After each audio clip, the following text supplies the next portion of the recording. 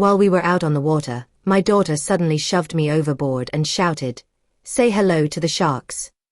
Then she turned the boat around and left me alone in the open ocean, 10 miles from shore. She thought that was the end of me. But when she returned home, I was already there waiting. I looked her straight in the eyes and said, "I've got something for you too." The door slammed and the wall dented deeper. Plaster dust fell like snow on my shoes.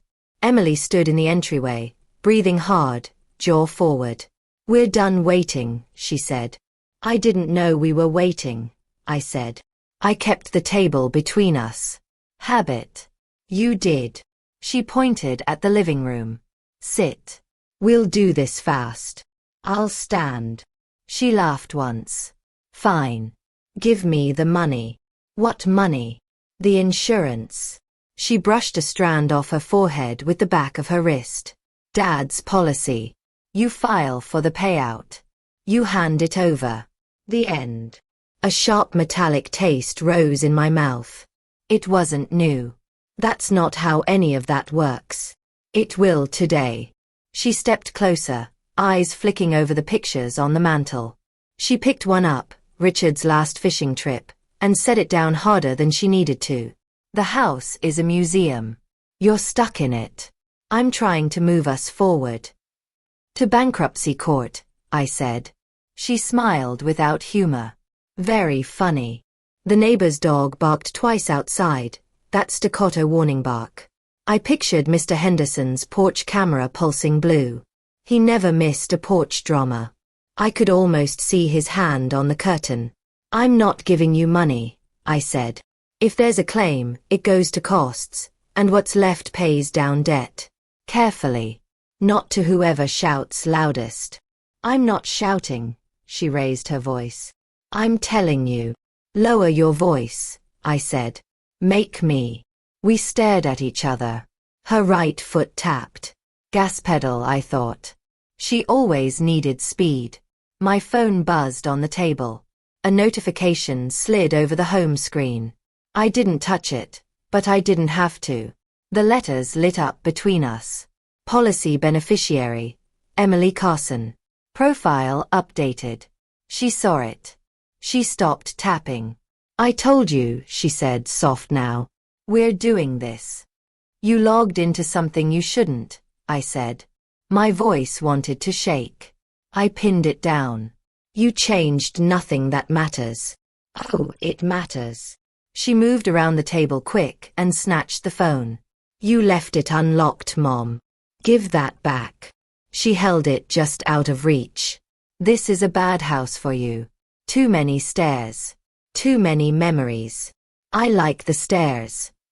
You like pretending." She thumbed at the screen, reading. "Look at that. Bayside Marina opens before sunrise tomorrow." "That's perfect." "For what?" I asked. She looked up, all brightness, that fake friendly tone that always made me cold. "Let's fish like we used to. Tide's right at 6:15. Calmer water, shorter run. We talk. We fix this." "We never fixed anything on the water," I said. "We put it off. Then we'll start over." She set the phone down carefully this time. "I'm trying here." "You're trying to get me alone," I said. Her eyes didn't blink. "You think I'd hurt you?" "I think you'd corner me," I said. "Same result." She grinned. "Corner you on a boat? That's not how corners work." Outside, a car door thudded. Then the dog barked again. A high scraping whine came from the entry where the door had hit the stopper. The dent had a twin from last month. I'd meant to fix it. I hadn't. She walked to the doorway and pressed the fresh dent with her thumb. "Thin walls," she said. "Everyone hears everything." "They do." She turned back. "Then say yes and let them hear you being reasonable." I folded my arms to keep them from shaking. I could smell her perfume, a chemical floral. My hands itched to open a window. "You're not bringing your friends," I said. "Oh, what friends?" "The ones who loan you money." She laughed. You think a loan shark gets up at 4 a.m. to sit on a pontoon? Relax. You'll show me your GPS track, I said. From the marina to wherever we go and back. On your phone. You won't turn it off. Now we're negotiating, she said, pleased. Fine. We'll track every wave. You'll love it. No alcohol on the boat, I said. That's a rule already. You treat the safety gear as if we might need it, I said. Because we might. She threw her arms wide. Mom, please. I want you alive. She held it just long enough to feel like a rehearsed line. Then she dropped her hands. Also, you've got a bum shoulder. I'm not hauling you if you fall. The front gate clicked. Mr. Henderson's Bell camera chimed faintly through the wall. He had the volume set high because he was half deaf in one ear. Hello. His voice carried from the porch, careful and nosy. Everything all right there, Barbara? Fine, I called, not taking my eyes off Emily. Thank you, Mr. Henderson. Emily lifted her chin toward the door and pitched her voice to that public neighbor tone. Hi, Mr. Henderson. We're planning a fishing trip. Early birds tomorrow. Oh, he said, a pause. Be sure to wear your vests. We will, she said, still looking at me, smile pinned. The pause held. Then footsteps retreated. The bell chimed again. I let out a breath. She moved to the kitchen, opened the fridge, and stared into it without focusing. Old habit. She grabbed a bottle of water and didn't drink. We go out past the point, she said. Farther than the shore can hear. The fish don't like the engine noise. We kill the motor and drift. You tell me what you want. I'll listen. You never listen, I said. I will, she said, because the tide's right. I looked past her at the mantel. Richard smiled back from his boat, fishing rod in his hands. The light on his hair caught a silver streak we never found again in the real world. My throat tightened. I focused on the table. Knife under the table runner in the shallow drawer. A ridiculous thought. The knife was for bread. She noticed me looking toward the kitchen drawers and smiled like she'd won something. You won't need a weapon, Mom. We're family. You want a key, I said, to something I'm not giving. What I want, she said, is for you to stop pretending you can outlast me. It's not a contest. It's always a contest. She drank finally, set the bottle down with a click. This is simple. Tomorrow, you file whatever you have to file. We talk numbers. We agree. We fish, we come back friends. And if I don't agree? I said. She rolled the bottle between her palms. Then we have a different day. How different? She tilted her head at the dented door. Maybe worse for the wall. I waited. She didn't take it back. Emily, I said, I loved your father. I love you. I'm not writing you a blank check. I won't be threatened in my own house. You're always so dramatic, she said. No one is threatening you. You just threatened the wall. She grinned. I'm saving the house.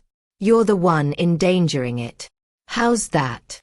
Because if the policy doesn't come through, she said, other people take the house. Not me. People who don't care where you sleep. People who don't ask nicely. There it is, I said. What? The real panic. Her jaw flexed.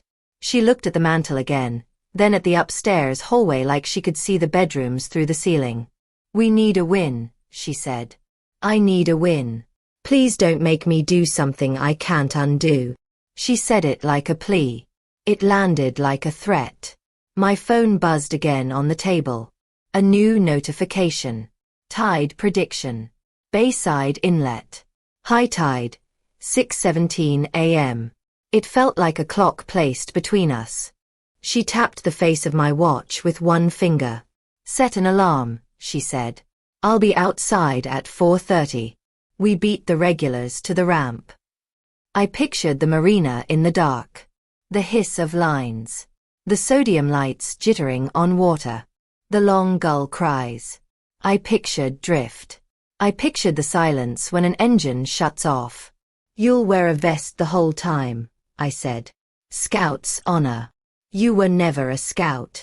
She smirked. Then daughter's honor. Is that worth anything? I asked. For you today, she said. She shrugged. Enough. The hallway clock ticked. The refrigerator motor rumbled. Somewhere upstairs, a floorboard settled with a soft pop, as if the house itself exhaled. You'll send me your GPS share link tonight, I said. Already on, she said, flashing her phone. The screen glowed with a map and a pin. She had done the homework. She always did when she wanted the win. She walked back to the entry and ran a finger around the curve of the fresh dent, almost tender. I'll fix that, she said over her shoulder. No, I said. I will. She opened the door and let in the salt air from the bay. It cut the perfume to pieces. She stood there in the rectangle of light, a silhouette made of edges. 4:30, she said. We'll make memories. We already have plenty, I said. She grinned like a girl for a heartbeat. It was almost real. Then it was gone. See you, Mom. She left. The door shut softer than it had opened. The latch caught. I waited until her footsteps faded on the path. The bell camera chimed once and went quiet. I picked up my phone. The beneficiary line still waited on the screen like a dare. I took a photo of it. Then I opened notes and wrote 3 lines. GPS share. Vest. No alcohol. I added one more. Bring neighbor eyes to the curb. I set the alarm for 4. I set a second for 4:15. I stared at the mantle and the fishing trip and the silver streak we never found again. I felt the knife in the drawer, heavy and stupid and useless for water. I went to the door and pressed my thumb into the dent. The plaster flaked. I brushed it smooth. I listened to the quiet house and the little clock and my own breath. I opened the door to the dark street and the salt and the long night. I say yes, I told the empty steps to the ocean. The alarm dragged me out of a thin hour of sleep. 4 o'clock came cold and grey. I dressed in layers, checked the list. Vest, phone, backup portable battery, a foil blanket that crinkled like a candy wrapper. I put the bread knife back in the kitchen drawer and laughed once at myself for even checking it. Headlights washed across the curtains. The bell camera chimed. I opened the door before Mr. Henderson could. He was already on his porch in a robe and slippers, arms tucked, eyes bright. You be careful, he said. Always, I said. Watch for her truck coming back. He blinked. Is that a thing I should? Just make a note of times, I said. If you think of it. He nodded slowly. I've got a pen by the phone. Emily's truck idled at the curb. She leaned over and pushed the passenger door open. Let's go, Mom. Tide waits for nobody. I locked the door and felt the dent under my thumb as a final check. The house smelled like night. I left it and climbed into the truck. You look like a safety brochure, she said, eyeing my bright vest. You promised, I said. I did. She tugged at the matching vest on her lap and slipped it on, making a show of tightening the straps. Happy. For now. She smirked and pulled away. The streets were empty, the lights skimming the asphalt in pools. She drove like she always did, efficient, 2 fingers on the wheel, ankle loose, eyes flicking between the road and the dashboard. The GPS dot crawled across a dark map, a thin blue line already plotted toward Bayside Marina. You shared the link, I said, checking my phone. Last night, she said. I even named it Mom Doesn't Trust Me. Thank you for the humor, I said, trying to keep the mood light. We cut down Pacific Coast Highway. The bay spread black and flat to the right. Sodium lights trembled on their poles. A gull yelled once, as if it had woken up angry and remembered why. Coffee, she asked, already passing the all-night diner with the orange sign. Stop, I said. She didn't. We'll get it at the marina. Better coffee. You said we'd stop when I asked, I said.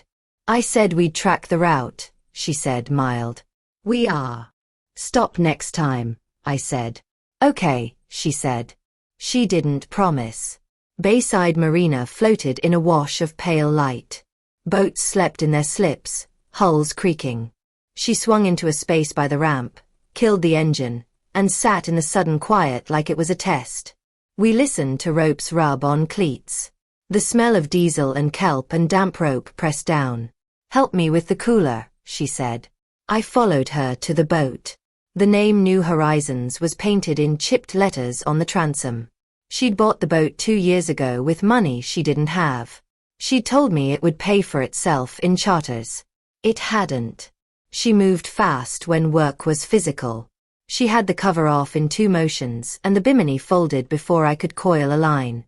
She handed me my vest even though I already wore one, then realized and grinned.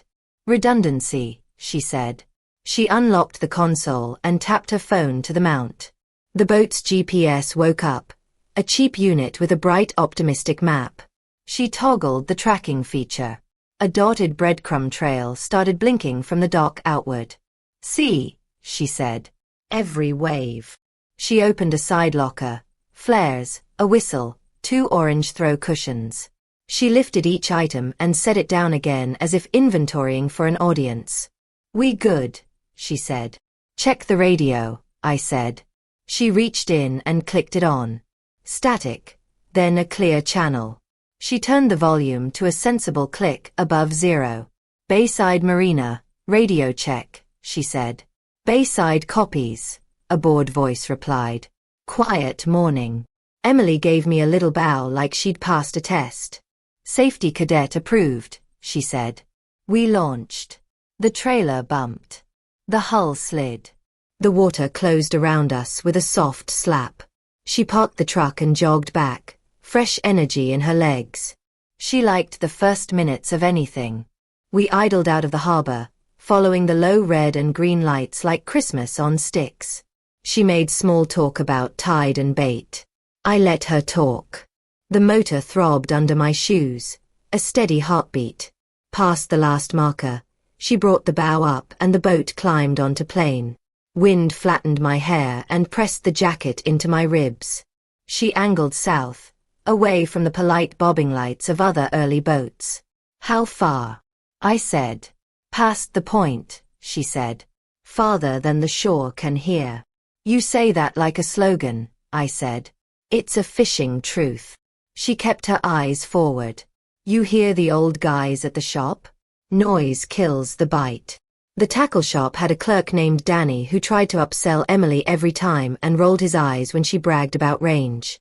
I pictured him this morning, half asleep, making a mental note of her father talk. You were there yesterday, I said. She chuckled. I'm there every day. What did you ask him? I said. How to catch fish, she said. Revolutionary. We ran for a long 10 minutes. The shore lights fell into a flat band, then into individual pinpricks, then into a smear. The wind found the crack at my collar and crawled down my neck. Emily watched the GPS and grinned like the map was a video game and she was hitting level 2. Coffee now, I said into the wind. She pretended not to hear. She pushed the throttle a hair forward. The boat leapt. The hull slapped harder. A cooler lid rattled behind me. I put a hand on the console rail. Emily, I said. She glanced at me. No guilt. Eyes clear. We'll drift, she said. Your coffee will taste better when the engine's off. A pair of cormorants rose in a startle and went low over the water, black commas on grey paper. A phantom line of kelp tugged at our wake. She kept going. When she finally pulled back, the boat sighed and settled onto its belly. The engine dropped from a roar to a purr. Then she clicked it off. The sudden absence rang in my ears. The world was water and breath. She stood there and smiled as if she'd just revealed a magic trick. Listen, she said. To what? I said. Nothing, she said. Beautiful, right? I didn't answer. The empty space buzzed under my skin. We drifted. The shore was a low idea now. The harbor's radio chatter was faint words without meaning. I pulled my jacket tighter and flexed my fingers. She moved with practiced care, opening the forward locker, lifting a tackle tray, closing it again. She didn't look at me when she spoke. "So," she said. "Numbers?" "No," I said. She glanced up. "No. We're not negotiating on water," I said. "We'll talk after. On land. With paper." She nodded like she'd expected that and didn't mind. "Sure," she said. "After." She reached into the cooler, pulled out 2 bottles of water, handed me one. "Hydrate. No alcohol," I said. "Scout's honor," she said, amused again. She set her bottle on the console, then leaned her hip against the rail and looked at me for a long time, like she was trying to memorize my face. I felt suddenly like a photograph being filed. "What?" I said. "Nothing," she said. "You look tough. The vest suits you." "Stop," I said. She smiled and went to the stern. She messed with a lure, more hands than bait. The boat rocked gently under her shifting weight. She tested a knot tighter than necessary, then set the rod down with care. "You cold?" she asked. "I'm fine," I said. She shook her head like I'd passed another small test. She stepped toward me. A friendly step. Palms out. "No rush." "Mom," she said softly. "I do love you." "I know," I said. "You just love winning more." She made a face like that hurt her. She came closer. "Don't," I said. "I'm just," she said. She reached as if to adjust the zipper on my vest. Her fingers brushed the pull. She smiled easy, bright, the girl she'd been for exactly 1 second. Then her hands flattened quick and hard and slammed into my chest. The world made a short wrong noise. My heel caught a coil of rope. The sky flipped where the deck should be. My knee hit the gunwale. The edge of the boat punched my ribs. Cold got teeth. I grabbed for anything. My fingers closed on air, then on the slick rail. Then the rail slid away. The water hit me like a door slamming. The taste of it was iron and old pennies. I went under and the vest hauled me back up hard enough to make my neck snap. I surfaced, spitting. The boat had already slid 3 body lengths away, the hull big and white, Emily a dark cutout against the low sky. "Emily," I coughed. "Help me." She looked down at me as if I were a puzzle she'd solved and was proud of the clean lines. She didn't look angry. She looked satisfied. "I can't," she said. "I hope there are sharks out here." Her voice carried perfectly across the water, every word laid out and neat. "That would make this even more perfect." "Please," I said. "Come back." She didn't answer. She moved like a woman doing a normal thing. Turned the key, pushed the throttle, checked the lines. The engine coughed, caught, grew. The wake widened. The distance did too. "Emily," I said again, smaller, the cold climbing in. "Please." She put her hand on the wheel and looked forward. She didn't look back at all. The boat turned toward the faint smear of shore. The engine note faded and blended with the flat morning. I kicked, useless against the drag of heavy clothes and fear. My breath sounded loud. My teeth knocked once, shocked. A gull's cry cut the air thin above me and was gone. "Help!" I shouted at the gray. The word ate itself and fell into my mouth like more water. I treaded and watched the boat get small. The horizon was a hard line. The quiet settled like a verdict. I pulled one hand out of the water and waved, then let it fall again because it hurt to lift it. The engine's growl fell away to nothing. All that remained was the slap of water against my face and the terrible quiet of the horizon. I went under. The first inhale after the second dunk burned. I forced air out in a hiss and let the vest haul me back. "Don't thrash. Don't waste heat. Keep the head up." I said the rules in my head like a prayer. "Help," I tried again. My throat scraped. Water slapped my mouth. I shut it. I flipped onto my back. Let the vest do the work. Kicked slow. Found a rhythm. The sky was a low lid. The cold crawled into my sleeves and curled around my ribs. Count. Breathe. Kick. Those were my jobs. Emily's wake flattened, then went soft, then vanished. The smear of shore didn't move. I rubbed my jaw to keep it from locking. The vest strap sawed lightly at my armpit. Good. If it hurts, you're here. A gull coasted over and looked down with the bored interest of a clerk. Tell someone, I said to it. My teeth clicked. I tightened my jaw on them. I checked the phone pouch clipped high on my vest. Dry. Thank God. I fumbled the zipper with numb hands, got the pouch open, yanked the phone out 2 inches, then froze. One dunk and it's a brick. No. Keep it dry until you're on something that isn't trying to drown you. I jammed the pouch closed with my chin, swore at the zipper, got it sealed, and went back to the slow kick. I scanned for anything. Foam. Driftwood. Plastic. A beer chest lid could mean the difference between shock and breath. Nothing. Minutes got long and mushy. I fixed on small jobs. Wiggle fingers. Roll shoulders. Blink slow. Reset breath when it goes fast. Don't chase the boat in your head. A faint hum came from the left. I held my breath and lifted my ears like a dog. The hum grew into a sound with shape. Diesel, not outboard. The kind of steady thrum that comes from something heavy. Hey! I yelled toward the sound. It shredded in the wind and went nowhere. I fought the urge to thrash. I stretched one arm up like a flag and started a count. 1, 2, 3 before lowering it. 6 breaths later, I did it again. Marker, not panic. The sound got bigger. A white slice cut the low horizon. Then more white. A yacht, nose high and clean, shouldering the gray. 3 decks, stainless rail that could blind you on a sunny day. A little radar dome that spun lazily like it had all the time in the world. Here, I shouted. Here. The yacht kept its line. It wasn't close, but it was real and it was moving. 2 figures stood on the bow, bundled in jackets, talking. They looked past me to the idea of shore. Here.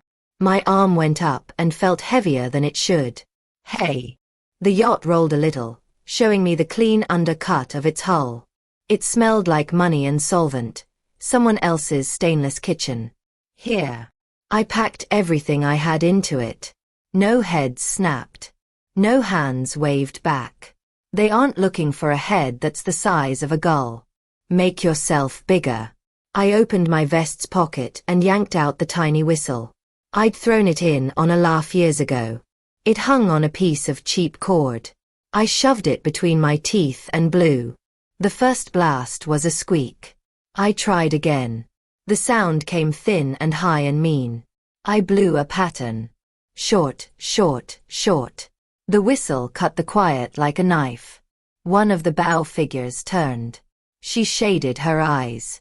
She said something over her shoulder. The yacht didn't change course. I blew again. Short, short, short. I lifted the arm and made sloppy windmills. The other figure stepped forward and pointed. The yacht slid by with what felt like a lot of dignity. I saw the sweep of the anchor.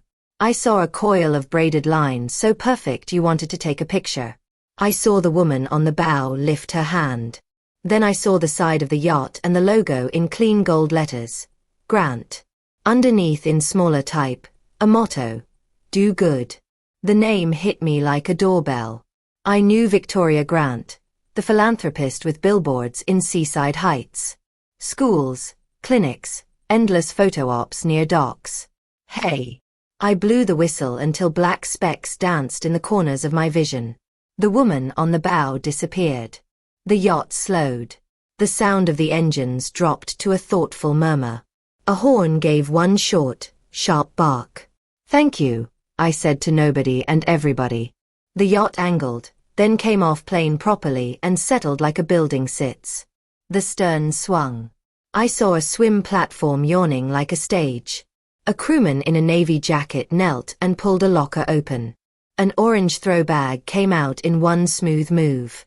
He flaked the line into his palm like he'd done it 1,000 times. "Ma'am," he shouted. "Hold position. We're coming." "I'm trying," I said, and laughed once because the order was absurd and perfect. He tossed the bag. It arced and slapped the water 5 feet short.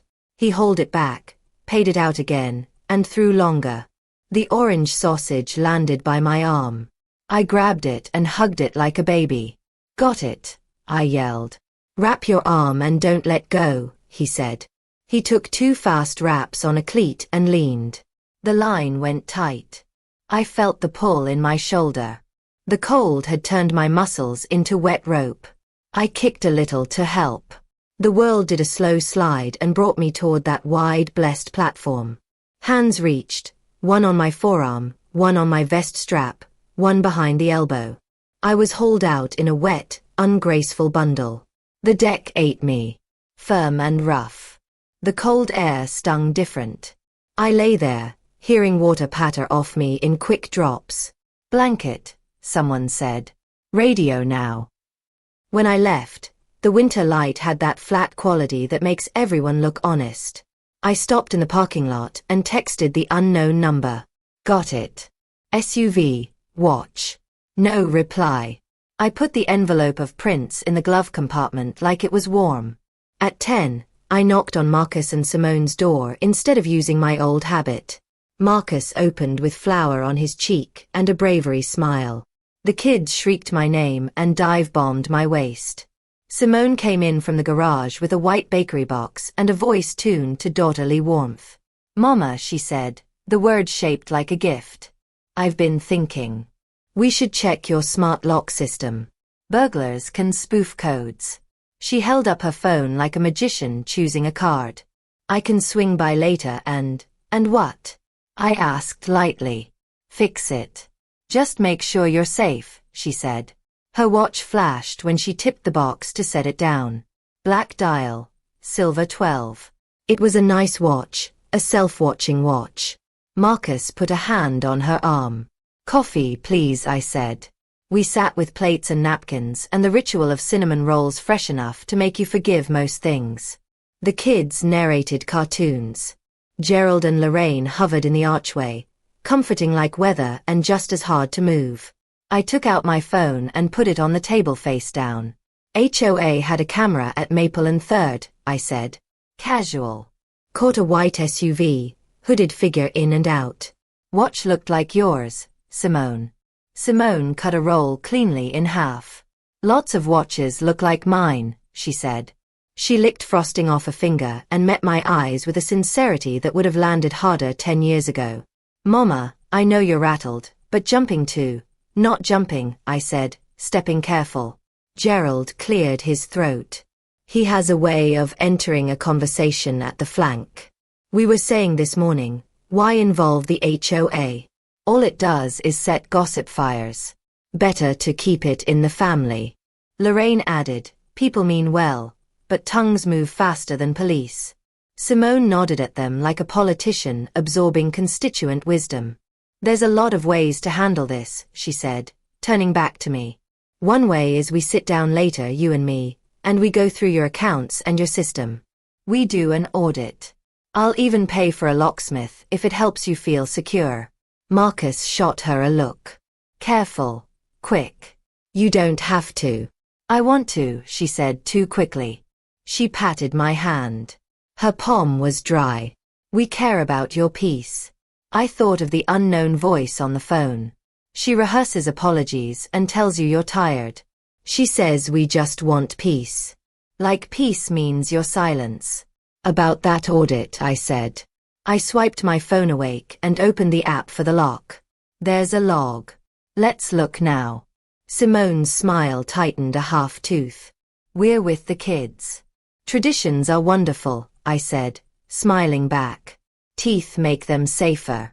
I put the log on the table between us. The entries scrolled like a diary that wanted to tell the truth. Front door unlocked, 7:03 p.m. User, phone key fob. Front door locked, 7:05 p.m. User, manual. Front door unlocked, 7:27 p.m. User, fob. Front door locked, 7:44 p.m. User, manual. My throat got tight reading fob at 7:27 when I had been sitting at their table watching Simone check a watch and asking Marcus if the turkey needed more time. Those things glitch, Simone said without looking down. When she did look, her eyes did a small grief like a woman disappointed in technology that had let her mother down. Also, the police touched your door last night. Did they use a key? They didn't have a key, I said. And anyway, 7:27 was before they arrived. Marcus leaned in. Simone, that's impossible, he said. It like he wanted it to be. Exactly, she said, pivoting with the skill of a woman who never lost a family board game. Which is why I think, Mama, you might be misreading the timestamps. Is that set to daylight saving? Remember when it's set to the phone's time, I said. Your time. Gerald made a small ministerial sound. Lorraine put down her fork too carefully to be casual. Simone picked up my phone, turned it, and took a screenshot like a doctor documenting a rash. Let me take this to my guy, she said. He can tell if the log. I'll email the logs directly to the manufacturer, I said, and to the officer on the case. If your guy needs something, he can call them. That got a flash of something in her eyes. Not guilt, irritation, the private school kind that shows when a door doesn't open at a touch. Mama, she said softly. I know you're upset, but if you start accusing family.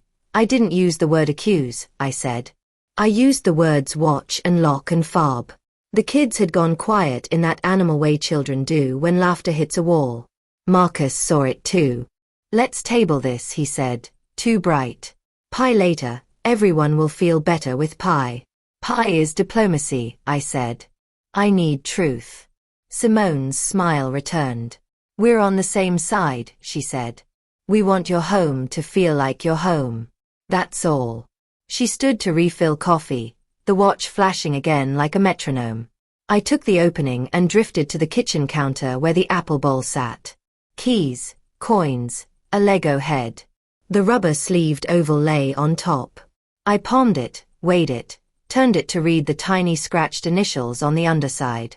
VW. My hand went cold to the wrist. Viola, Marcus's voice was near. I set it down where I'd found it with the soft care you give something that might explode. Interesting, I said, like a woman noting weather. Simone breezed back in with the pot and the momentum of a host. We'll swing by at 4, she said. We'll bring dessert and I'll bring that locksmith number. Gerald and Lorraine murmured approval like a choir. I nodded and left because staying would have made me say a name I wasn't ready to carve into the air. Outside, the sky had gone the color of unpolished pewter. On the drive home, the unknown number pinged. Don't let her audit. Change passwords. Two-factor everything. Physical keys in your pocket. A second message. She'll try to get you to log in on her phone. Don't. I parked behind the crepe myrtle again and walked the long way to check my own camera at the porch. Nothing. The house smelled like itself. I sat at the office desk with the logs open and forwarded them to the manufacturer, attaching my thin, angry note about timestamps. Then I opened Raymond's drawer, not the literal one. I'd already learned the envelope under the mat had existed and been removed, but the top right drawer where he kept pens that worked and once upon a time letters that did too. Nothing there I didn't know. I wanted the gut punch of discovery. I got paper clips. The phone buzzed with a new text. Not Simone, not the unknown caller. Bank. Unusual activity detected. Attempted access to your account was blocked. If this was you, respond yes. If not, call the number on the back of your card. I took a screenshot. Then I hit save audio. Something. Victoria asked, reading it in my face. Voicemail, I said. To her loan shark. She called me by mistake. I held the phone so the crew could see the transcript and the time. 6:19. The crewman keyed the mic to harbor. Victim has voicemail from suspect at 0619 saying, "It's handled. We'll preserve audio and provide copy." Copy, the radio said. I heard typing in the voice somehow. Note to PD, request victim's device for capture upon arrival. The yacht cut the harbor mouth. Patrol lights pulsed at the point like anxious hearts. We slid to Dock C. EMS waited with a stretcher, a blanket that wasn't foil, and faces that knew the routine. "Keep the foil," the braid woman said, tucking it over the new blanket like a mother. "Layers are life." "I know," I said. "Thank you." Victoria matched pace beside me as I stepped onto the dock. "We'll send our radio log and GPS coordinates directly to PD," she said quietly. My captain recorded the call times. "You kept me alive," I said. "You kept yourself alive," she said. "We just changed the odds." 2 uniformed officers moved in, a young one with storm cloud eyes, an older one with a mustache that had seen things. The older one offered his hand. "Ms. Reynolds, I'm Sergeant Martinez. We'll get you warm and get your statement." Patrol intercepted New Horizons. "Your daughter is at the marina mouth. For now, she's on the dock answering questions." "Am I under arrest?" I asked, because it felt like something should be. "Not today," Martinez said. "Today, you're the one who's here." An EMT draped a dry towel around my shoulders and checked my pupils like he'd paid for them. "Cold exposure," he said to the tablet. "No loss of consciousness. Oriented ×3. Vitals stable." He looked at me. "You want a ride to the ER?" "I want to go home," I said. "Then wherever you want me." "Home is going to be busy," Martinez said evenly. "We have units en route already to secure. We'll get you there." Victoria lingered. She reached out a hand as if to touch my shoulder, then thought better and just hovered it in the air for a second. "We'll be in touch," she said. "We have logs and my staffer will email you a copy right now." "Thank you," I said. The words kept feeling too small. She nodded and stepped back. The yacht eased away. For a second, her face was just a face. Then the public skin slid back over. She turned to her crew, issued gentle orders, and they became a photograph moving away. Martinez led me up the dock. "Tell me what happened from your front door to right now," he said. I gave him beats, not poetry. Demand, refusal, threat, the neighbor bell, the GPS share link. "She used the phrase farther than the shore can hear," I said, like she was selling herself on it. "We like exact phrases," Martinez said. "Keep giving them." "She kept the radio at a sensible volume," I said. "We drifted. She pushed. She said she hoped there were sharks." The young officer flinched. Martinez wrote the words in a little notebook, printing like a teacher's gradebook. "And then the yacht," I said. Victoria Grant's throw bag, radio log, bolo. Voicemail at 6:19 from Emily to a lone shark named Sophia. I held up the phone again. He looked at the transcript like a jeweler. "We'll mirror your phone, Ms. Reynolds," he said. "We'll return it fast. You keep the physical device.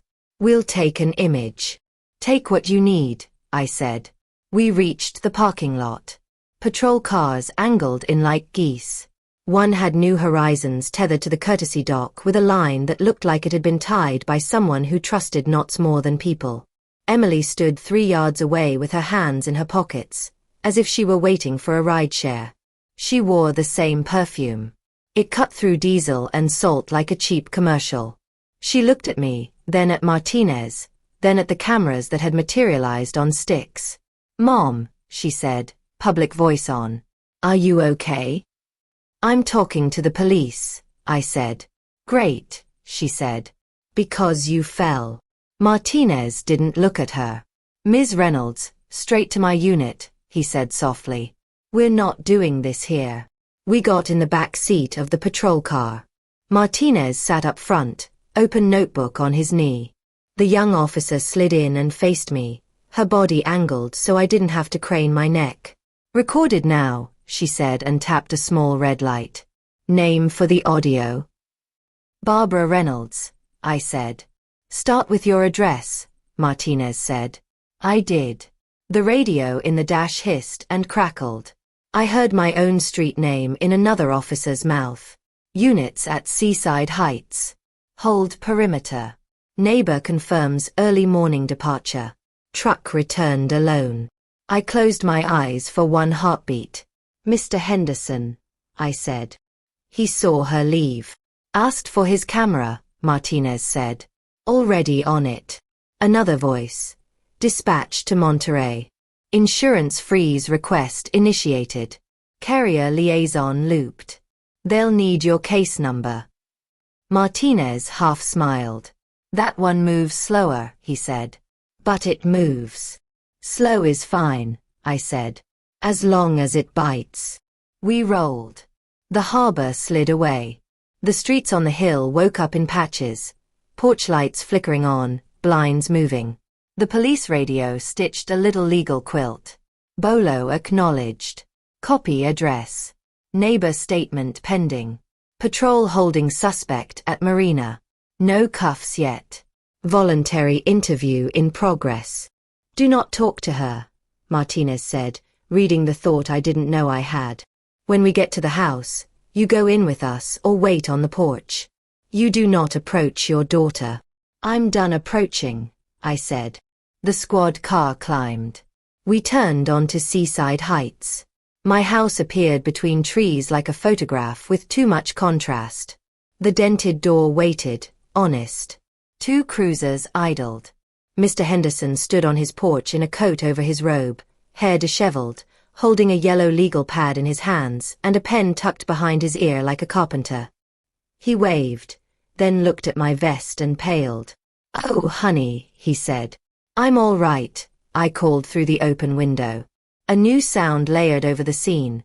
Low, heavy, coming on like weather. I tilted my head instinctively. The thrum thickened the air. A helicopter shouldered into view above the roofs, Coast Guard colors bright against the weak morning. It hung for a second like a thought, then drifted lower with authority. Martinez watched the sky in the rear view. "That'll be the aerial sweep," he said. "And the news. You're about to have an audience." The helicopter slid sideways and flared over my street. The door slid open. A figure in a helmet leaned out with something that looked like a camera and something that looked like a scope. Martinez opened his door. "Stay in the car, Ms. Reynolds," he said. I reached for my phone. The foil whispered. My house filled the windshield like a question. The helicopter's rotor wash rippled across the trees and pressed the leaves flat for a heartbeat. The door of the helicopter rolled wider and the figure leaned farther out, harness taut, eyes on my yard. The squad car door opened and the morning hit my face like a wet towel. The helicopter slid away to a wider orbit. Mr. Henderson waved his legal pad like it could signal aircraft. Martinez touched my elbow. "Inside," he said, slow. "We clear first." I stepped onto the path. The dent in the wall was right where my thumb expected it to be. Plaster flaked under the pad of my finger. Home. 2 officers moved through the rooms with that careful angled walk that keeps corners honest. "Clear," one called from the kitchen. "Clear," another from the hall. I crossed the threshold and stopped by the little chair Richard had chosen for the entry, too delicate for shoes and always piled with mail. I put a hand on its back, the wood warm from the patch of sun that always found it. Martinez noticed the touch and let me have the beat. "Ms. Reynolds," the young officer said gently. "Sit, please." She nodded at the chair. "I'll stand," I said. "Habit." My phone buzzed. A new email. Grant Foundation Ops. Radio and GPS log attached. I opened it. The subject line had times in brackets, clean and unemotional. Attached, a PDF with call stamps and a screenshot of their repeater with my coordinates. I forwarded it to the address on Martinez's card and added one line. "Please preserve chain of custody." He glanced at his own phone and gave me a small, satisfied nod. Got it, he said. Thank you, Ms. Grant. Doorbell footage, Mr. Henderson said from the porch, speaking to an officer like he'd practiced all his life. It auto-records when there's motion. I wrote down the time yesterday when they yelled 6:08 p.m. to 6:10. He held up the legal pad, proud and apologetic at once. Sir, that's very helpful, the young officer said, already working the app on her tablet. If you accept the share request. Great. Thank you. He peered past the officer into my entryway. Oh, honey, he said again, softer when he saw the sea salt dried on my jacket. Lord. Another buzz. Victoria's staffer again. This time a text. We're preserving raw NMEA stream from our GPS. We'll courier a drive if needed. I typed back. Yes. Then I opened Emily's live location link and hit the share arrow, chose export track, and watched the little spinning wheel wobble. Export as GPX. Yes. The file saved into my phone with a ridiculous cheerful sound. Martinez leaned to see. Can you email that to me and to yourself? He asked. Then airdrop to my tablet and we'll image your device after. I did it. The file left my phone and arrived in the squad tablet with a chime. On the screen, a blue line cut from the marina to a point offshore, then a straight shot back. A gap hung where I'd floated. The track ended at the harbor mouth where she'd been intercepted. Thank you, Martinez said. He didn't say nice work, but it lived in his voice. A new sound pressed the windows, a cheerfully amplified voice too slick for morning. I moved to the window. A woman with a ring light the size of a bicycle wheel stood on the sidewalk, aiming a phone at my house. She wore a hoodie with a logo that probably meant something to 1,000 strangers. Two teens held the ring in place like a holy object. Good morning, Seaside Heights, she announced to her audience of thousands in my one front lawn. We live outside the home of alleged boat mom. I'm here with the daughter Emily Carson, who says this is all a tragic accident. Emily stepped into the frame like an actress taking a curtain call. She had that alert, bored look people wear when they know a camera is open. She pointed at my house with an open hand that told the world she respected private property. Mom, she called, voice turned a quarter turn toward gentle. Can we talk? Martinez's jaw worked once. Stay inside, he said to me. I did, but I moved to the dented doorway where the chair sat, because she'd aimed the theater at it.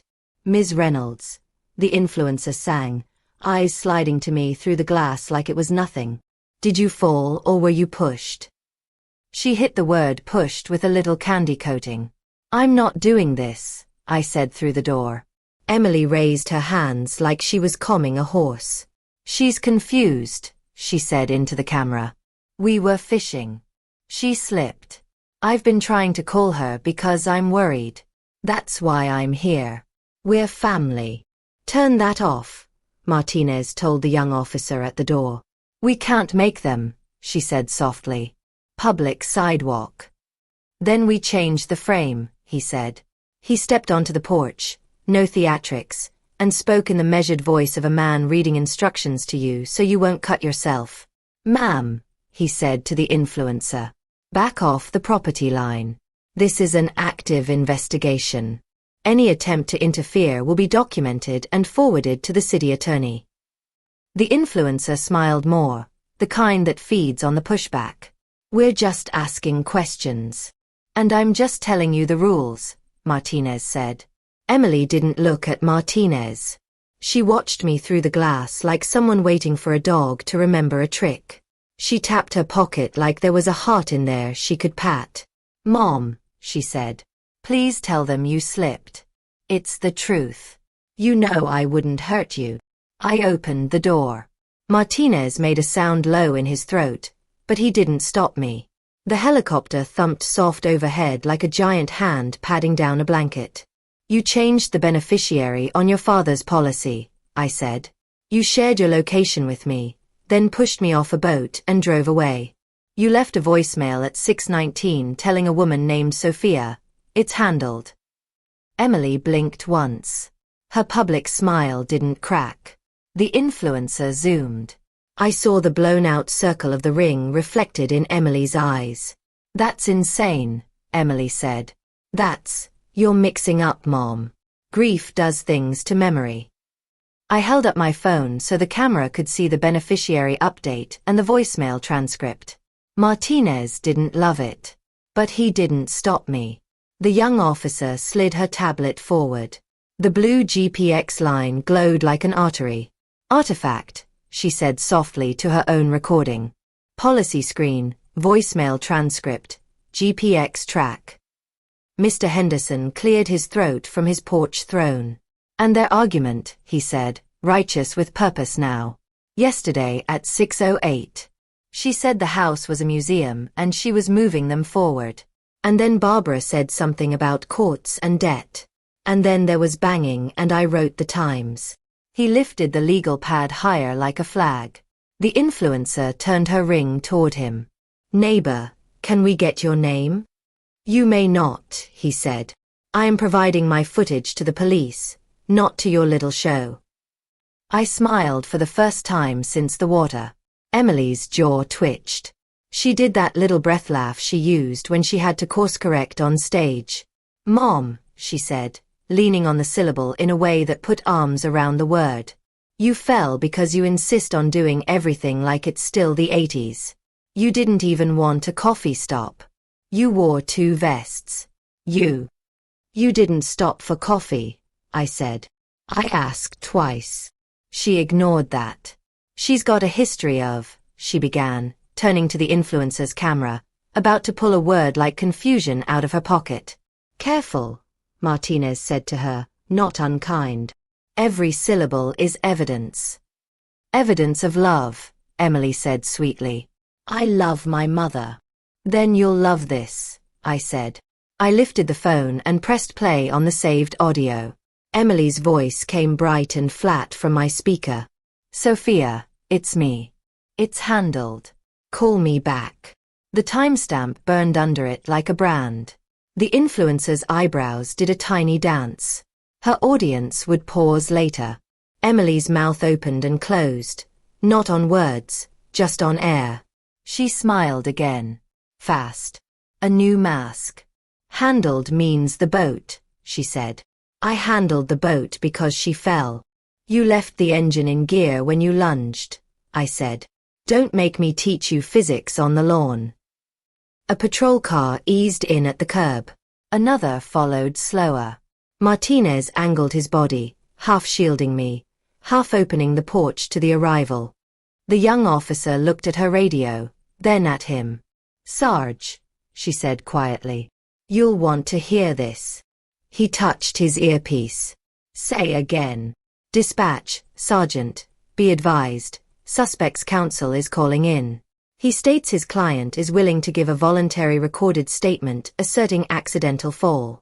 He is also reporting alleged elder abuse by the victim. Claims of financial coercion. Media has the tip.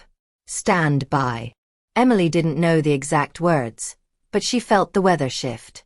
Her shoulders loosened like someone who sees their ride turning the corner. She put a hand to her chest, theatrical and small. I don't want to do this on camera, she told the influencer in a stage whisper meant to be heard. This is my mother. Martinez's face didn't change. He turned to me. Inside, Ms. Reynolds, he said softly. We'll take a formal statement at the table. We will also note the new allegation. That's a lie, I said. It's a tactic, he said. We counter tactics with paper. He nodded at my phone, at the clocks. I stepped back into the entry and set the phone by Richard's chair. The wood felt steady under my fingers. The house held its breath with me. From the street, the influencer's voice rose again, excited like a child at the end of a ride. Breaking, sources say there are counter-allegations. This story. A sound cut her off. Sirens. Not the lazy whoop of a patrol arrival, a layered, insistent braid from 2 directions at once. Closer. Closer. The kind of sound that means a decision just got made by someone not standing here. I looked at Martinez. He didn't blink. Who called whom? I asked. The sirens braided into a single long note and then cut off at the curb. The house exhaled.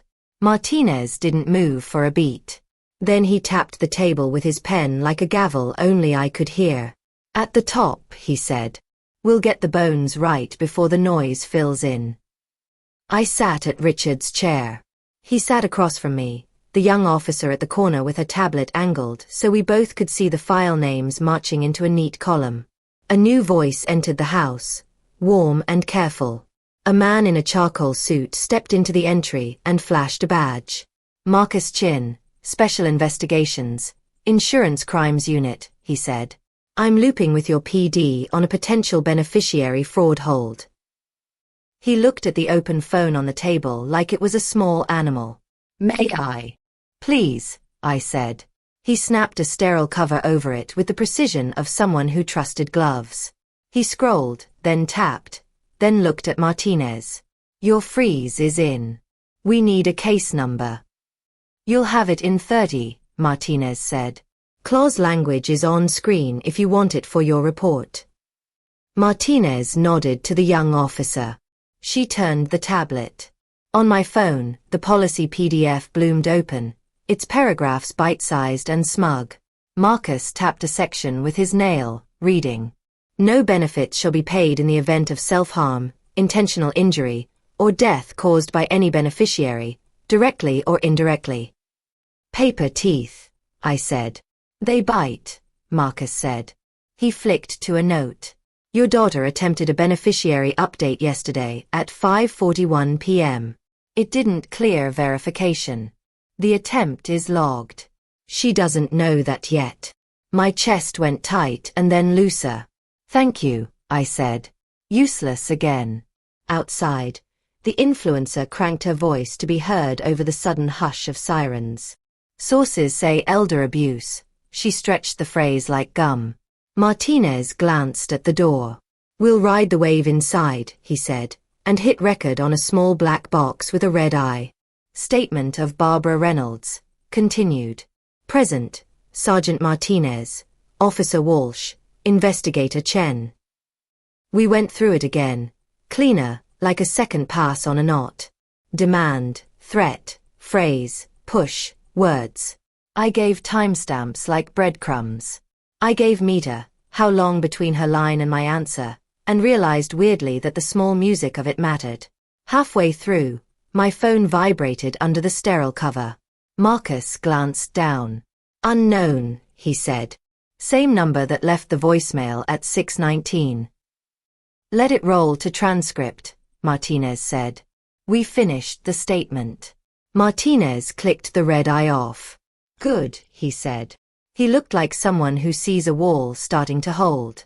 The door opened on a draft of perfume and law school. A man with hair that obeyed him stepped in, chin already in a polite fight. My client will be speaking at the station, not on a lawn, he said to Martinez, like an announcement to a theater. We also want videotaped acknowledgement that Ms. Carson is not in custody. Noted, Martinez said, not rising to the stage. She's not. The lawyer didn't look at me. He addressed the air. There's also a pattern of financial coercion, he said, finding the camera even though it wasn't there. We'll be filing a report. We encourage the media to hold judgment. Marcus didn't blink. Counsel, he said, a calm slice. Your client attempted an unauthorized beneficiary change and took the insured into a high-risk environment against her known preferences. After which we have a radio log of the insured identifying your client as the assailant. He tapped the clause on my phone. These are facts. Paper facts. The lawyer's mouth did a small, precise tighten. My client says her mother fell. Your client can keep talking to that ring light, Martinez said mildly. Or she can sit in a room and make a choice about the next 10 years. The lawyer inhaled to make a new argument. The influencer's voice from outside beat him to it. Breaking. Emily's friend and community leader Sophia Blair joining live. Emily's influencer friend. I knew the type. Motivational podcaster. Church adjacent. Gym selfies with captions about grit. The young officer glanced at the porch cam feed on her tablet. Sophia was on my walkway in a jacket cut to send a message. Rich. Casual. I care. She threw an arm around Emily like a claim tag. Don't let her in, Martinez said. No more bodies in the frame. The lawyer took his phone out and typed something with urgency. Outside, Sophia lifted her own phone and started monologuing into the ring. We need compassion, she said. This is about a woman who maybe got confused. Marcus looked at me.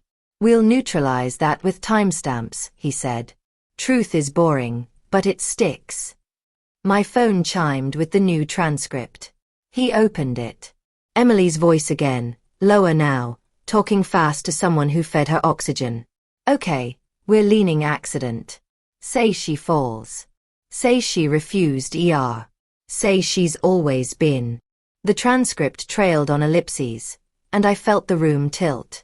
She was rehearsing smears and bullet points. Marcus saved it, named it, timestamped it, emailed it to 3 places at once. Paper, he said again, not unkind. We win with paper. The young officer angled her tablet so I could see the porch cam. Sophia was playing the hero now, palms out to the police like she was here to heal us with positivity. The influencer drank her like sugar. Emily stood half a step behind her, eyes bright with possibility. Mom, Sophia called, cupping her hands even though she had a microphone pinned to her collar. Sister, can we pray with you? Can we clear this up? Before I could answer, a small face popped into the corner of the frame. Mr. Henderson, reading the weather. He stepped 1 foot onto my walkway, lifted his legal pad, and said in his schoolteacher voice, You there with the hair? Get off her step. This is not a program. The program is across the street with your camera pet. Sophia's smile stuttered for 1 beat. She recovered with a saintly nod. The influencer loved it. Her ring flashed like a small moon. The lawyer cleared his throat. Sergeant, let's get some sanity. My client will come down voluntarily. We would like assurance she won't be perp-walked for your cameras. You don't control that, Martinez said. We don't stage theater. We move people from A to B. His radio burped. Sarge, Judge Parker online for telephonic warrant. Martinez's face didn't change. Patch through, he said. We're seeking a premises warrant for electronics at 214 Seaside Heights. Daughter's room, shared devices, and the suspect's boat. The lawyer spread his hands, palms upward, a man innocence could use as a hand puppet. A warrant. For a family misunderstanding. For a felony, Martinez said. Attempted murder. The radio clicked again. A new voice, older, deeply awake. Sergeant, walk me through probable cause. Hits. Keep it to brass tacks. Martinez did. He used the list we had built with paper. Policy attempt, beneficiary line, taped phrases, radio IDs, GPS link, voicemail. He gave times. He gave distances. He did not sell it. He stacked it. While he talked, Marcus's phone buzzed. He checked the screen, then looked up. Carrier liaison confirms freeze holds and requests PD case number for full block, he said. They're issuing a preserve letter on the login IP that made the beneficiary attempt. The lawyer heard the word preserve and lost a point of color. Now let's be reasonable, he began. The radio cut him. Warrant approved. You'll have the signed order in your inbox in 2. The young officer breathed out hard enough to fog her tablet. Martinez allowed himself a small nod. Thank you, Judge, he said. He clicked off, then looked at the lawyer. Boat, he said. House. Devices. Now. The lawyer's eyes went flat. We'll see you downtown, he said, but there was no muscle behind it. He turned on his heel, phone already to his ear. Sophia's voice outside swelled. We are witnessing the criminalization of misunderstandings, she told her thousands. We are watching a daughter betray her own mother. I stood. I opened the door. Martinez didn't stop me, so I took one step onto my porch where the frame of the doorway still held me like a stern hand. Sophia, I said. You loaned my daughter money last month. She texted you at 5:43 to say, pay out soon. Your Venmo has a note with a fish emoji. You're not a healer today. You're a creditor. Her smile cracked for the first and best time. She turned her face 3 degrees so the ring would find her good side, and found none. The influencer blurted laughter too close to her mic and muted herself with a slap. Emily looked at me with the rawest hatred I'd ever seen on her. Then she arranged her features again like furniture. She stepped forward and reached for tenderness, a performance she'd rehearsed since middle school. Mom, she said, a little lilt that used to get her out of detention. Please. I'm begging you. Don't let them take our. She caught herself before she said house and changed it. Our relationship. Marcus stepped to the threshold like a bailiff. Ms. Carson, he said, sharp to Emily, but polite to me. Do not contact the insured. This is a protected investigation. Any attempt to influence her statement will be noted. Influence, Emily said. I'm her daughter. And her named attempted beneficiary, Marcus said. Paper remembered before you did. The helicopter came lower again, a wash of wind throwing leaves along the street like cards. Across that sound, a patrolman jogged up from the curb, breathless with the news in his hand. Sarge, he said. Harbor unit called. Defense counsel just filed an emergency motion to quash the boat search on maritime grounds. Martinez blinked once. Maritime grounds, he repeated, as if tasting something sour. Did they find a puddle and plant a flag? The patrolman didn't smile. Judge on call hasn't signed the boat portion yet. Clerical lag. They're trying to get ahead of it. Outside, Sophia's eyebrows shot up. She could smell a shift. The influencer pointed her camera at the waterless street like she could conjure a dock. Martinez's radio crackled again. Sergeant, stand by. Court clerk says there's a hold on the boat warrant language pending a phone conference. Marcus set his jaw. They're stalling to sanitize, he said. If she gets a friend on that dock with a rag and a brain, they'll wipe half the story off the fiberglass. Martinez didn't move, but the room went still around him. He looked at me. Ms. Reynolds, he said, voice back to that quiet gavel. This is where it gets dumb for a minute. We'll keep pushing paper, but for the next 10, it may be a question of who touches the boat first. Warrant coming, the radio said, as if to reassure us and itself. Or cancelled. The street turned into a set. Sophia's ring light hummed. Neighbors accumulated in slippers behind their hedges, phones out, eyes bright and guilty. Someone brought donuts. Someone else whispered elder abuse like a new flavor. Martinez kept his body between me and the lens. Hold the porch, he told Walsh. We're not feeding this.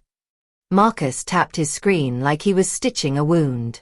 Boat warrant language is stuck in conference, he said. So we hit the places that don't float. He looked at Martinez. Marina office. Pump logs. Gate fobs. Cameras. Those don't need maritime poetry. On it, Martinez said into his shoulder. Unit to Bayside Marina office. Grab pump receipts and gate footage for New Horizons. Time window, yesterday 1500 to today 0800. Sophia lifted her palms to the crowd. Community, she said, like she'd invented the word. Let's stand in love. This is a mother who's hurting. This is a daughter who's being smeared. Emily dropped her head like prayer and looked up in a way that found every phone. Mom, she said, please come out. I'll go with you to the station. I'll say it on record. You slipped. We'll fix this. You pushed me, I said, not raising my voice. The porch camera could hear. The ring light could read lips. She looked at the ring, not me. She's confused, she told it. The helicopter drifted, bored again, then settled. A patrol unit squealed up. 2 officers hopped out, one carrying a banker's box and a thermos like he'd stolen breakfast. He jogged the box to Martinez. Bayside Marina office, he panted. Night manager recognized the boat. Printed this for you. Martinez opened the box. On top sat a thin stack of thermal receipts and 2 glossy stills from a security camera. He took the first receipt, read, and handed it to Marcus. 4:47 a.m., Marcus said. Pump number 3. Diesel. 22.4 gallons. Card ending. He looked at me. I shook my head. Not mine. Solo transaction. Signature line blank. Clerk note on the margin. Asked about range at 25 knots. Calculated 30 to 35 nanometers on full tank. Range, I said. The word tasted like metal. Marcus flipped the stills. Emily at the pump. Alone. Hood up. Emily at the counter. Alone. Finger tapping the little laminated card that said gallons to range and cheerful clip art waves. Paper, he said. She did the math. Sophia squinted at the stack like scripture she didn't recognize. Receipts don't prove intent, she said to her audience, fast. Women buy fuel. It's called boating. Women don't leave their mothers in the water, Mr. Henderson called, voice clear, legal pad high. It's called attempted murder. A low laugh rippled down the hedges. The ring swung toward him. He gave it his profile like a king. Martinez snapped a photo of the range scribble and sent it, to his own email, to Marcus, to Walsh. His radio hiccuped. Judge says boat warrant language will be resolved in 10. 10 is forever if they've got a friend with a rag, Marcus muttered. Walsh pointed at the second receipt. Sarge, she said. Look at the timestamp. Yesterday, 15:32. Dockside office. Slip rental extension paid cash. No name. Camera still, same minute. Shows suspect with hood up. Martinez slid the still next to the receipt like cards in a trick.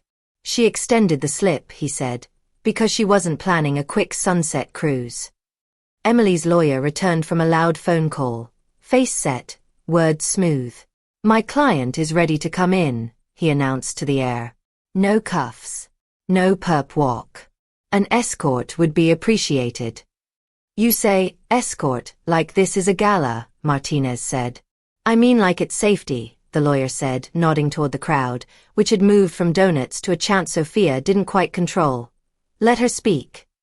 Emily lifted both her hands. Not in surrender, in harvest. She soaked them in. The helicopter moved off, bored. News vans took its place with ladders and makeup kits. A woman with a mic powdered her nose and practiced a face that said we care without picking sides. Inside the house, the printer on Martinez's portable bubbled out copies of the receipt and the stills. Marcus laid them in a neat line on the entry table under the chair Richard chose. The teeth are sharper now, he said. What now? I asked. Now, Martinez said, we decide if the paper is enough to put steel on wrists before the boat gives up its ghost. Walsh's radio crackled. Sarge, Harbor Patrol reports a female at the slip trying to board New Horizons with a tote. Says she's authorized to straighten up for the owner. Marcus swore softly. Sanitizer. Detain her, Martinez said, voice without hinge. Name, ID, hands where we can see them. Photograph the tote open. Copy. Sophia sensed her window closing. She drew breath like a preacher at the end of a song. Before the state crushes a family, she shouted. Remember, confusion, grief, age. These make accidents. This woman is not a criminal. She's a daughter. Cameras nodded, eager for the line. Sergeant, the lawyer said, an edge now. If you cuff her here, you will be sued by dinner. We will argue public humiliation. We will argue bias against caregivers. We will. Counsel, Martinez said, tired of theater. He turned to me. Ms. Reynolds, Do you want a protective order keeping her away from your home pending charges? I want to live in my house without rehearsing murder, I said. Yes. Walsh, Martinez said. Draft the emergency protective. Judge is warm. Get it inside the hour. Walsh nodded, already typing. The lawyer's phone buzzed. He read. Color drained. He masked. We're leaving, he told Emily, covering the shock with efficiency. Now. Leaving to where? Martinez asked. Station, the lawyer said. Voluntarily.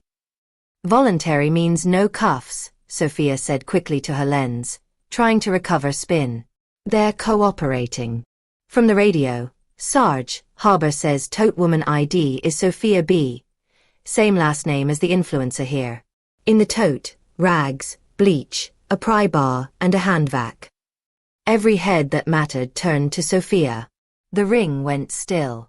Her smile didn't know what to do with itself. I clean, she said, feeble. Not my boat, Emily said too fast. The lawyer put a hand on Emily's shoulder. Don't, he said under his breath, then to Martinez louder. That tote proves nothing about Ms. Carson. It proves her friends think the boat is dirty, Marcus said. I'll take the inference. The crowd felt the mood tilt. The chant died. Someone coughed like a gun misfired. Mr. Henderson wrote bleach in block letters and underlined it twice like he was making a poster. The radio again. Tight now. Warrant signed on boat. The words fell like weather breaking. Martinez didn't smile. Walsh, he said. Call it to harbor. Search begins. Photograph every surface before they sneeze. Copy. The lawyer saw the door closing and tried to wedge his foot. We're going, he repeated. You have our statement soon. Not before I take her, Martinez said. And the porch went silent enough I could hear the foil blanket move in the next room. Emily lifted her chin for 1 second. No cameras existed. It was just the girl I raised and the woman she'd rehearsed to be. She looked at me, not at the ring. Don't do this, she said, and meant it only for herself. You did this, I said. Martinez stepped forward. He had the cuffs in his hand, but not yet in the air. The lawyer moved to block. Sophia lifted the ring for the money shot. Walsh shifted to shield me without making it about me. From the street, a new patrol unit slid in, lights steady, no siren. 2 officers I hadn't seen before stepped out, badges bright, faces unreadable. One looked at Martinez, then at the lawyer, then down at a phone like it had instructions from God. Sergeant, he said carefully. Hold. Martinez didn't like that word. Why, he said. DA wants an on-scene supervisor before arrest, the new officer said. They want this clean. They're 5 minutes out. The lawyer exhaled relief like oxygen. Sophia found her smile again, shaky but living. The ring swung in hope. Martinez measured 5 minutes in his jaw. He didn't pocket the cuffs. He didn't raise them. He stood there, door half open between 2 futures, while the crowd tried to pick the right face to wear. The helicopter came back, smaller now, like a toy's shadow. The street held its breath with me. Martinez's hand twitched once at his belt. Handcuffs were coming. I couldn't tell whose wrists they were meant for. The DA's SUV slid to the curb like a thought finishing itself. A woman in a dark blazer stepped out, hair pinned, eyes clear. She shook Martinez's hand without looking at the ring light. Supervisor Forster, she said. We're clean. We are, Martinez said. Papers good. Boat warrant live. She looked at Emily, then at the lawyer, then at me. Ms. Reynolds, she said, giving me my name like a chair to sit in. We'll keep this sober. Thank you, I said. She stepped to Emily. You're under arrest for attempted murder, she said, voice plain. You can talk now or you can talk later. You shouldn't talk at all without counsel. The lawyer started to object, to the cadence, to air. She didn't give him a surface to push on. Walsh moved like water. The cuffs went on with a quiet double click. The ring caught it. Hungry. Foster angled her shoulder, blocking the shot with the practiced accident of someone who knew cameras better than the influencer did. Emily stared at me over the little chain between her wrists. For a second, she looked 10 and wet and cold at the edge of the municipal pool, asking if I could see her do the dive. Then the face she'd built slid back on. She looked past me to the audience. Chin up, saint of accidents. They walked her down the path. The crowd made a sound that wasn't boo and wasn't cheer. Sophia tried to turn it into a prayer hum. It wouldn't go. Mr. Henderson wrote cuffs on his pad with 3 lines under it and then, considering, drew a tiny pair of circles in the margin. Foster didn't do a speech. She did a nod and a door close. The patrol unit eased away. The quiet after was odd, like a field after a game. Marcus exhaled and pocketed his sterile gloves. Boat team, he said into his phone. Send me photos as you go. Ping. First image. The console of New Horizons. Every surface caught in a rectangle of digital truth. A timestamp down the corner like a little sheriff. Ping. A rag, damp, with bleach freckles. Ping. The GPS page still open under smears that weren't from the sea. Sophia tried to restart her sermon. Community, she began. Foster glanced once at her, one clean, bored look, and Sophia lost her verbs. The morning slouched forward. By noon, a reporter in good shoes announced that bail would be set fast. Tomorrow, she said to her camera. We expect. Today, Foster said without looking up from her phone. They're expediting. Paper wants paper. She was right. By late afternoon, Martinez's portable chirped. Judge set bail, he said. Not cheap. Monitors. No contact. If she posts, she walks straight through our little circus. I slept in a chair for an hour. The chair Richard chose. The helicopter left us for someone else's crisis. The ring moved on to a bakery. The street exhaled and found its lawns again. Near sunset, the siren of money sounded, quiet but real. A black sedan rolled up. Emily stepped out with the ankle bracelet like a small insult above her shoe. The lawyer flanked her. Sophia had changed clothes into something that said contrite in a new font. Foster and Martinez met them on the sidewalk. Terms, Foster said, not asking if she understood. No contact with the victim. No approach to this property. GPS monitor on. Surrender passport. You will not speak to her. Can she speak to me? Emily said, soft as a knife's back. She angled her face toward the cameras just enough. Just to say we're okay? No, Foster said. You can talk to your lawyer or to a wall. The HOA president slid from the hydrangeas like a well-dressed deer. She held a clipboard and the excitement of someone who hadn't been invited to a wedding but had made a dress anyway. As president of Seaside Heights Neighborhood Association, she announced to anyone with ears, we're concerned about safety. Optics.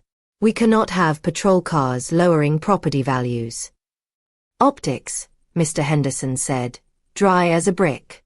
We have an attempted murder. The value is in not drowning. The president blinked, recalibrated, and leaned to Foster with a whisper meant for microphones. We've also had complaints about Ms. Reynolds yelling. Just context. Thank you, Foster said without thanks, and turned physically away until the woman disappeared in a cloud of embarrassed perfume. A new figure arrived with a different kind of gravity, a church elder in a navy blazer, hair white and carefully parted, eyes doing the sorrow dance he'd practiced at hospital bedsides. He carried a bakery bag and a thin folder. He went to the lawyer first. Ernest. Brother, he said. We brought food and some notes from the care circle. We want to help everyone here. The lawyer saw a friend with optics and nodded. Permission. The elder took a step toward me with the folder out like a dove. Ma'am, he said softly. We're praying for peace. I typed up the messages from this morning. There's a pinned prayer request you should see. It shows Emily's heart. Forster moved to intercept, but I lifted a hand. "I'll look," I said. "Thank you." He passed me the folder, relieved to have completed his mission. "We don't take sides," he said. "We stand in the middle." "That's a side," Marcus murmured. I opened the folder. On top, a printout of a group thread titled Care Circle. Names, timestamps, cheerful emojis that looked obscene against the day. At 5:52 a.m., from Emily. "Big morning. Please pray this boat plan goes smooth. Had a paperwork glitch last night, but I'll fix it. Heading out farther than shore can hear. God, give me a window." Attached to it, a tiny screenshot.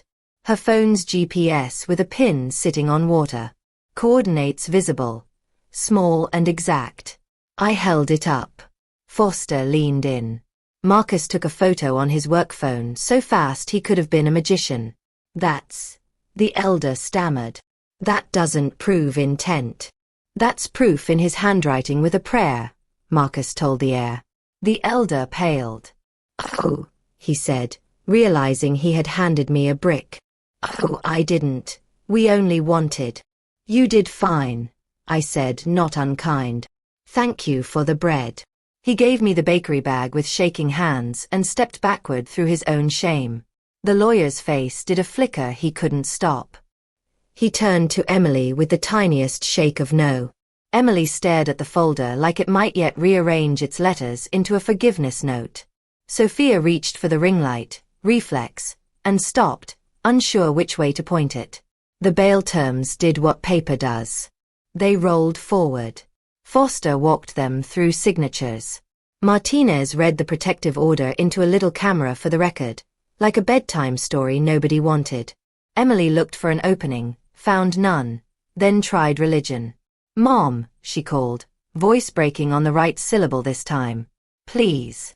I stayed in the doorway. The dent caught the light. The chair held its corner like a soldier. "Don't," I said. She tilted her head. "How did we get here?" "You drove," I said. She laughed without laughing. "You're good at lines." "You pushed me," I said. "That one's yours." Forster signed the last sheet. "We're done," she said to the lawyer. "Your client leaves now." They turned. The cameras, starved of juice, tried to squeeze drama from an ankle monitor. The HOA president pretended to receive a text from the governor. Sophia started a live and cancelled it 3 seconds later when her own face looked wrong. Marcus's phone buzzed. He glanced, then held it out to Forster. "Boat team," he said. "You'll want this." We all did. A photo filled the screen. The inside of a console compartment. A Ziploc bag. Inside the bag, a laminated index card from Bayside Tackle. Gallons to range approximate. And beneath the cheerful chart, handwriting I knew as well as my own. Kill engine 8 to 10 nanometers. No shore noise. Wait. A second photo. Same bag. Flipped. 3 letters in block print on the back of the card. Sophia. Forster's mouth went flat. "Chain it," she said. "Tag it. Copy it." I watched the screen like it could warm me. It didn't. It clarified me. Sophia tried to recover the moment with empathy aimed at me. "Ma'am," she said, stepping carefully toward the porch like someone approaching a dog she'd teased once. "What would make this right?" "Paper and time," I said. "And you off my sidewalk." She nodded, chastened, then looked over her shoulder for the camera that would forgive her. The camera had found a new toy, the ankle monitor, the line of a lawyer's jaw, the DA's calm face. The sun thinned out behind the roofs. The crowd leaked away in ones and twos, realizing dinner was a thing that still happened. The street tried for quiet and got it. I had one foot inside when my phone buzzed in my palm. Unknown number.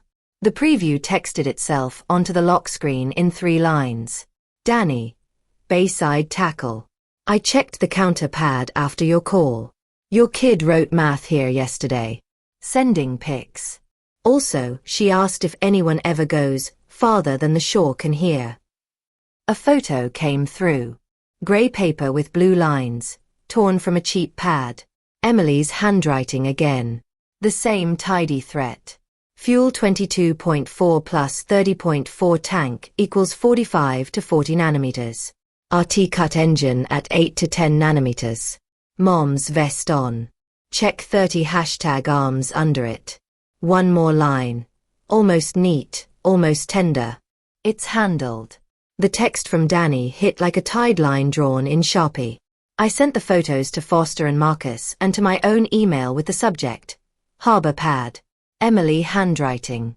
Paper had a heartbeat now. I could hear it. Tomorrow. Foster said, packing her phone away. We do arraignment. Small room, big choice.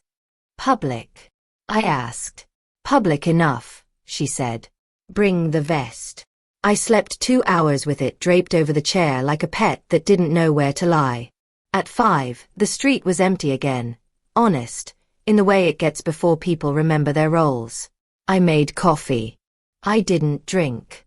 I stood in the doorway and pressed my thumb to the dent and felt only plaster.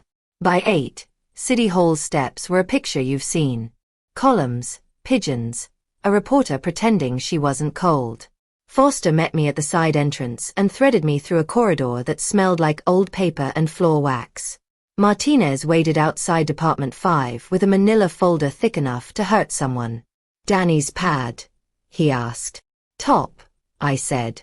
He flipped it open. There it was. Blue lines, grey pulp, Emily's tidy math, and the little brutality of its handled under it. Good, Foster said, calm, plain. That's premeditation in ballpoint. The lawyer appeared with Emily at his elbow. The ankle monitor made a small square under a clean pant leg like an ugly cufflink. Emily didn't look at me. She looked at the benches as if they might vote. The clerk called us. We filed in. It wasn't television, no gavel slam, no choir. Just Wood, a judge who had been awake for 30 years, and a calendar that wanted to be empty. People versus Emily Carson, the clerk sang. Good morning, Judge Parker said, not looking up yet. She did the little dance of reading and listening at the same time. Charges read yesterday. Any change? Foster stood. Yes, Your Honor, she said. The people are adding Penal Code 664/187, attempted murder first degree, and 550, B1, insurance fraud attempt. We're introducing additional exhibits B7 through B9. The lawyer rose like an elevator. Objection to the late ad. Overruled, Parker said without sighing. She nodded at the bailiff. Bring me B7 through 9. The bailiff took Foster's neatly tabbed copies to the bench. The judge read. The room got so quiet I heard paper think. She looked at the harbor tackle pad photo for a long second, then flipped to the laminated range card in the bag with Sophia on the back, then to Danny's note about Emily's question. Farther than the shore can hear. She set the papers down with care. Defense, she said, eyes up now. The lawyer smoothed nothing with his hand. Your Honor, we dispute authorship, he said. My client denies writing these notes. From the same phone that texted, please pray this boat plan goes smooth, to a church group at 5:52 a.m., Foster said, not raising her voice. With coordinates attached. From the same device that attempted a beneficiary change at 5:41 p.m. the night before. With a voicemail to Sophia at 6:19 saying, quote, it's handled. The lawyer started to build a bridge and found water. Context, he said. Ms. Carson, the judge said to Emily, mild as weather. You understand you don't have to say anything. Emily's jaw worked. She chose not to. She squeezed the bench edge until the wood wanted to talk. Bail conditions stand, Parker said. Protective order remains in effect. Next appearance, 2 weeks. You'll have your discovery dump by Friday. Counsel, keep your drama out of people's yards.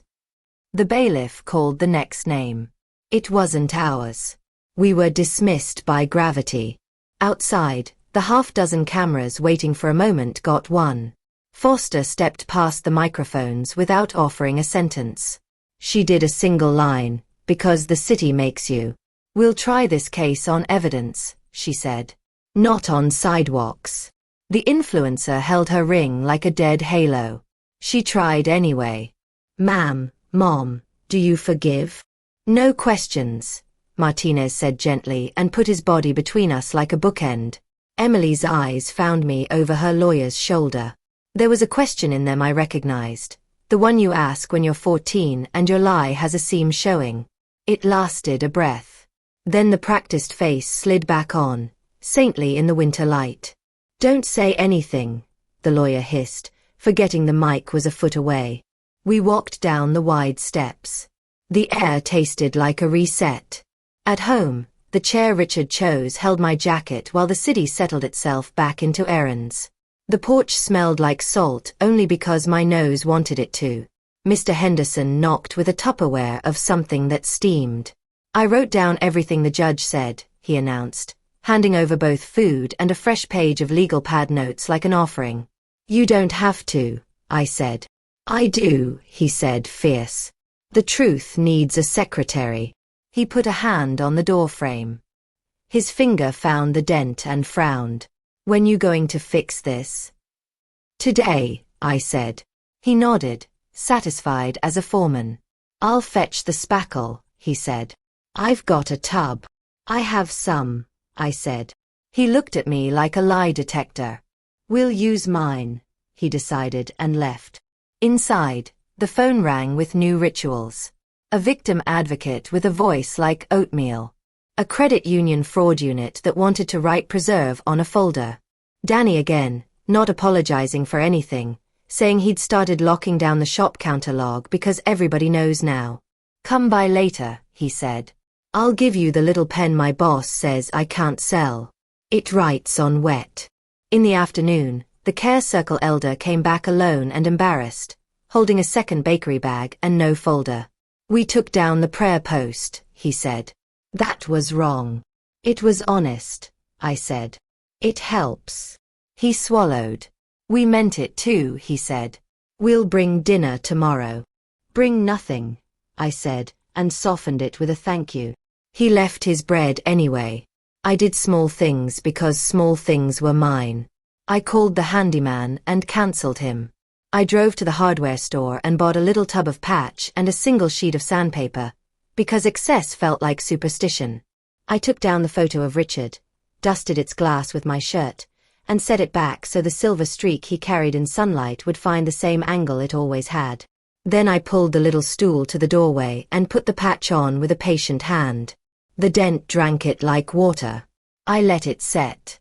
I sanded slow until the wall forgot it had been hurt. When it was smooth, I stood back and looked at the line the house made of itself. It was clean. It was honest. It didn't need to prove anything. My phone chimed. A new email. Subject: Discovery. Initial: Foster's office. The radio logs, the GPX, the pad photos, the laminated range card with Sophia, a note at the end. "We'll be ready." Under it, a smaller sentence from Marcus. "Paper bites." I closed the door. The latch caught with the right weight. I put my palm flat on the fresh patch and felt nothing but paint. On the mantel, Richard looked like he always did, caught in a fishing trip he would never finish, bright as if the sun had opinions. I told him out loud because the house was empty and the words needed ears. "I'm choosing," I said. "This time." Outside, a car rolled by. That wasn't the law and wasn't a crowd. Just the neighbor with the dented fender and the loud radio going somewhere trivial on a normal Tuesday. The world did not applaud. It didn't need to. I made tea. I didn't check the window every minute. I put the vest back in the closet, not because I wouldn't need it again, but because I might not. I stood in the entry where the chair sat and the wall lay smooth. And I listened to the quiet that wasn't verdict, wasn't sentence. Just quiet. The phone lay face down. I let it. The house held, and I held with it.